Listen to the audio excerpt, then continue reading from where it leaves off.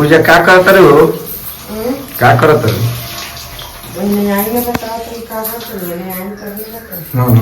बोल का करता नहीं बर्तन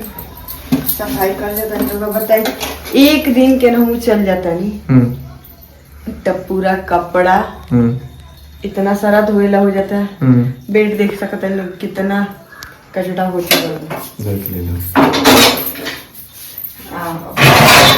काम धंधा आई लोगन रोगन के एगो चीज और दिखाते आई देख लो यहाँ के काम कपड़ा देखी कहाँ खोल के धैले बनी ओकरा बाद धो के कपड़ा रखल बा यहाँ कथी कुर्सी पर धो के कपड़ा रखल बा बिन तो महारानी के सरियावे के बाद से कहत रही हम हमर देख ली बेड के हाल देख बेड के हाल हां ई सुतर आदमी है मतलब ई हम कहनी है ना सब कोई के कोई लखाओ रानी तू बताओ के कोई लखाओ सब कोई कइला देख ली लोगन हमरा के ओकरा बाद है देख लो हमरा के में दोषी ठहरा हो जाता जे हई देख लोगन ना मतलब दिन भर के अब बोली लोगन रहुए लोगन कि हई इनका रोजो हई सब सफाई ई रोजो सफाई संभव बा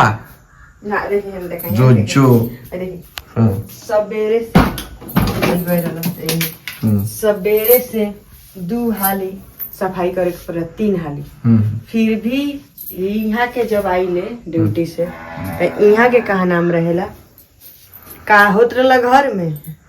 का होत रहला मोबाइल तो देखत रहलू है एकरा अलावा कोनो काम ना रही तरुआ यहाँ के आज वाली घरे तो देख सकता नहीं इशारा यहाँ के 6 बजे तक आइले सारा 6 बजे तक फाइनल हो जाएगी चाहे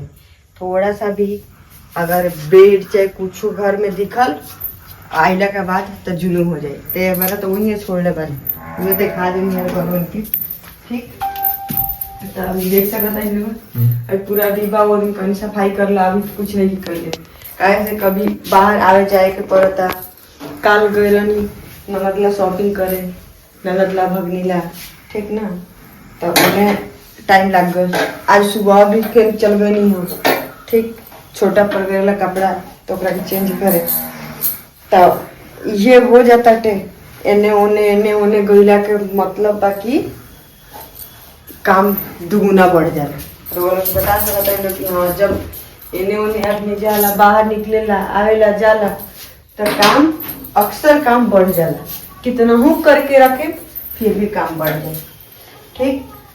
तो अब सफाई होता धीरे धीरे होते होते अभी फिर जब 2 दिन घरे रहे तब फिर जाके फिर सब चीज अच्छी रही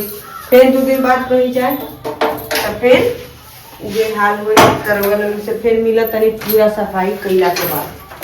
ठीक ऊपर के भी हाँ तरुआ